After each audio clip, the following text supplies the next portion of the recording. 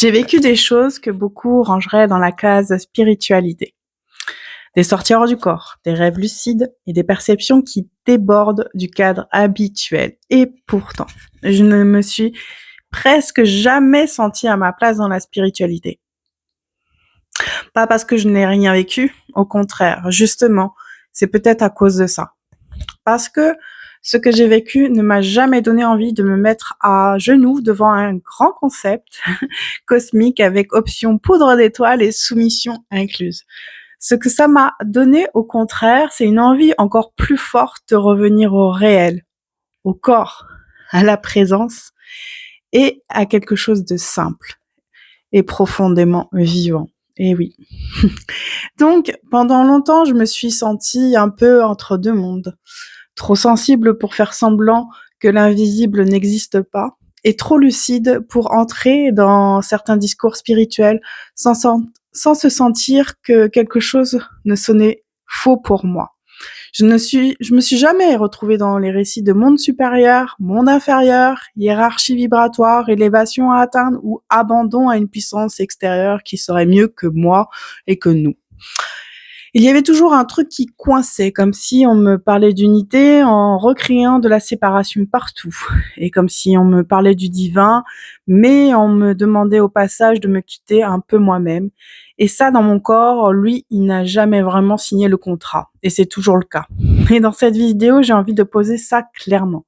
Pas pour attaquer la spiritualité, pas pour ridiculiser ce que vivent les gens, attention, mais pour dire qu'une chose simple, on peut vivre des expériences de conscience très fortes, très réelles et très profondes. Et ça, croyez-moi, je l'ai vécu plus d'une fois.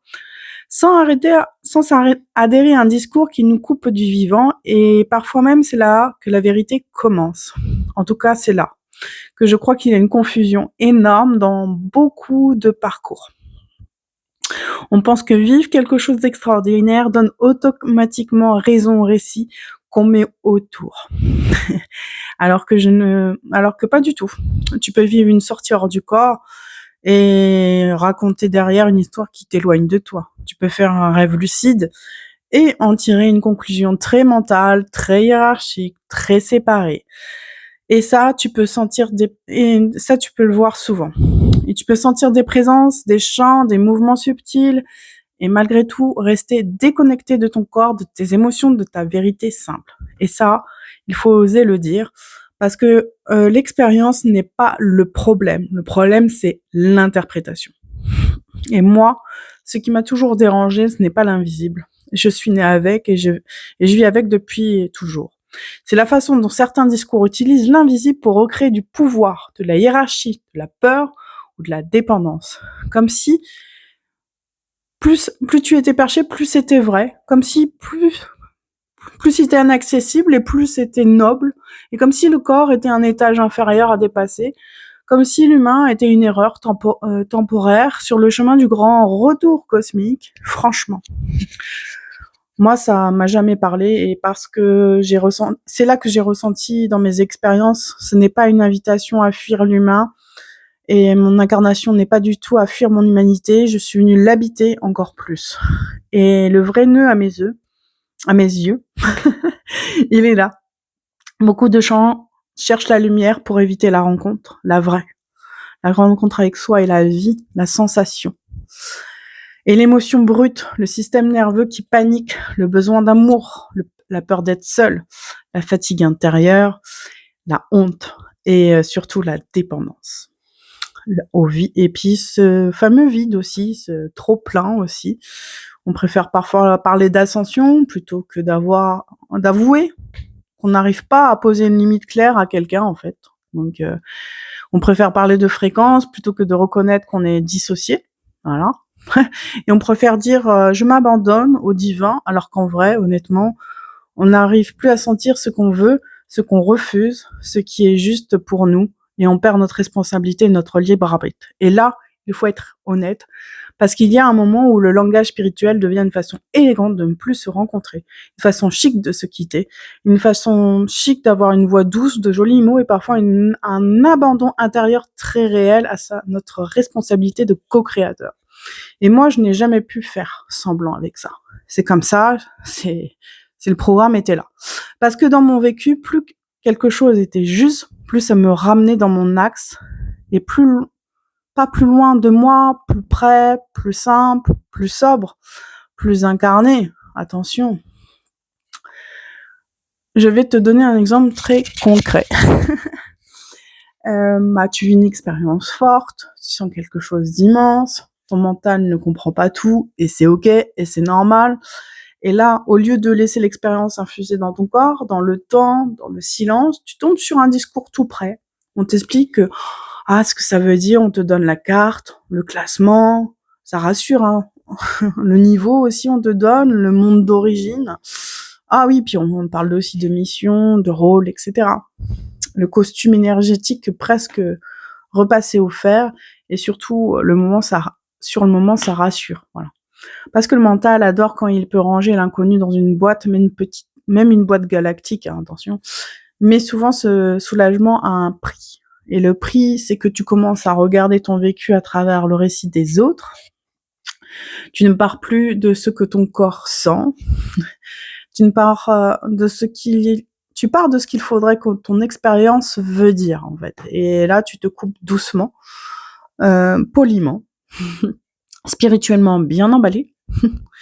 Et ouais, moi aussi, je l'ai fait, hein. De toute façon, c'est pour ça que je dis rien. C'est pas un dénigrement.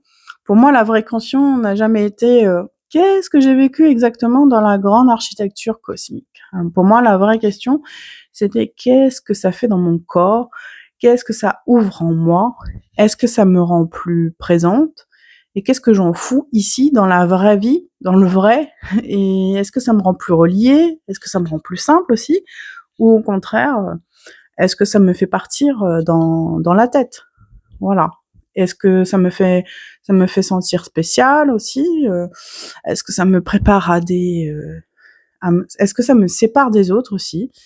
Est-ce que ça me fait fuir l'humain? Et ça, pour moi, c'est un vrai discernement. Voilà. Et du coup, pas un jugement, un discernement vivant. Voilà.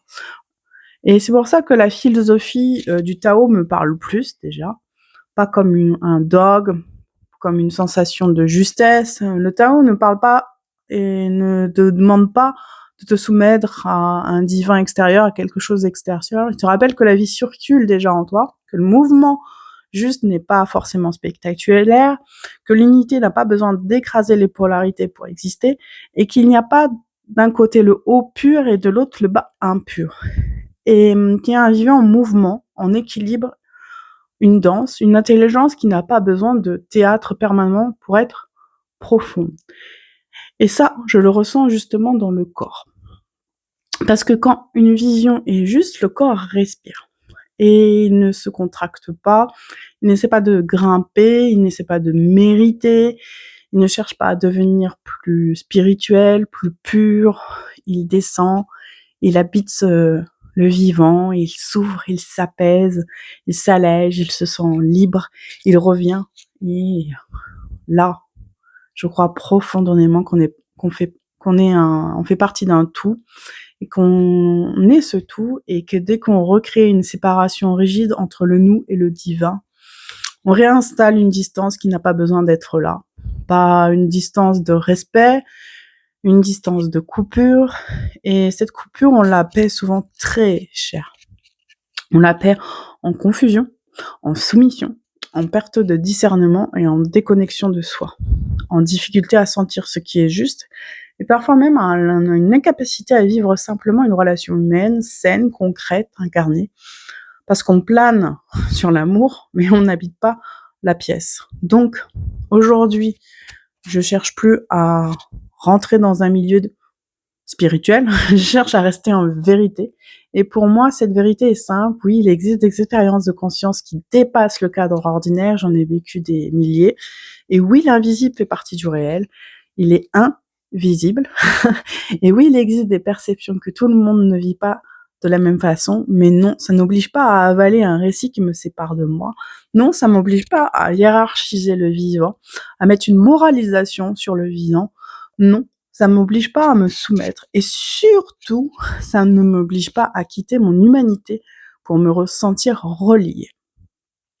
Au contraire.